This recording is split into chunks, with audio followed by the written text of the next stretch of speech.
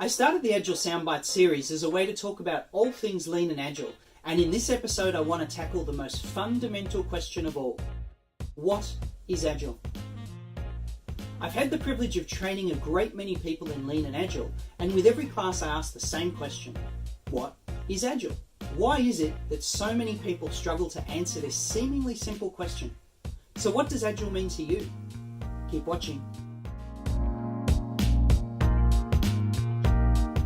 Hey, it's James Halpern here, and welcome back to another episode of Agile Sound Bites, where we explore bite-sized insights that will help on your Agile journey. So what is Agile? I've asked this question a lot, and here are some of the typical answers I get. It's a project management framework. It's customer focused. It's not waterfall. It's a methodology. It helps software teams work together. You've probably heard some, if not all of these before. While some of these comments describe attributes of Agile, they don't describe the essence of Agile. So what is the essence of Agile? Before we describe what Agile is, we need to summon the wisdom of Simon Sinek and ask ourselves about the why before we answer the what.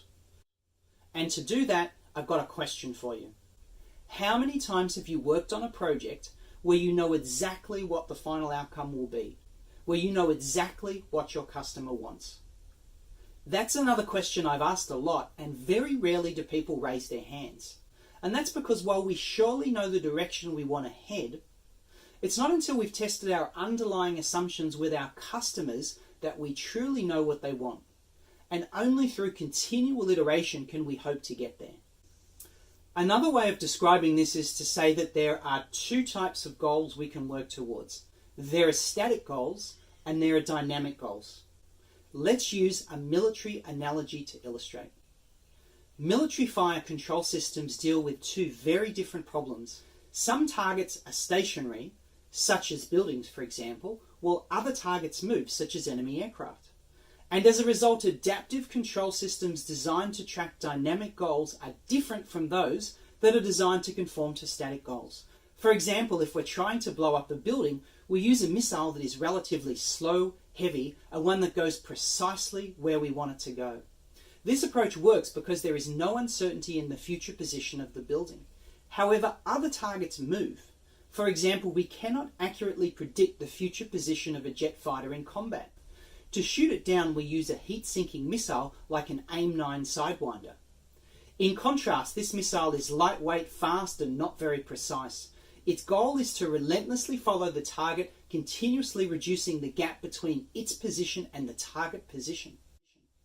Now, if we bring our military metaphor back to the world of business, is the current business environment analogous to a stationary target where we can do all the planning up front and be confident that we will precisely hit our target? Or is it more akin to the moving target, where we have to continuously adapt our imperfect plans based on our ever-changing environment?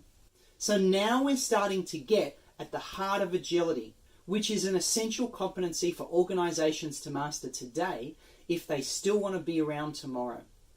Agile as we know it is defined by the 4 values and 12 principles as laid out in the Agile Manifesto that was created back in 2001, although many of the ideas stem back decades before this. And those values and principles from the Agile Manifesto lend themselves to a way of thinking and a set of behaviors. Agile's not a methodology and it's not a framework. Rather, frameworks are used to try and realize the benefits that the values and principles can bring. And the shared values and principles are the common thread that tie all of the frameworks together. So what is the most common Agile framework? Well, that's Scrum by a country mile. And the second most common? Well, that would be Kanban. But you know what?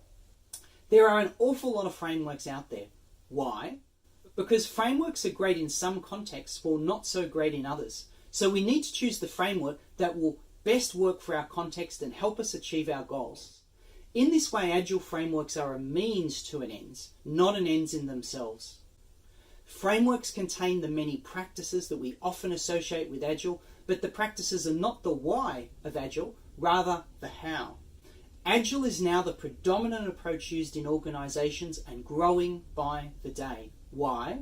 Because unlike the relative stability that characterized the world for much of the last century, that ultimately resulted in more stable targets for us to aim for, the world is a very different place now.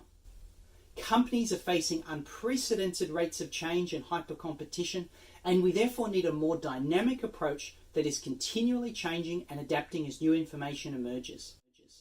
So what is Agile? If you're looking for that one-liner, then here it goes.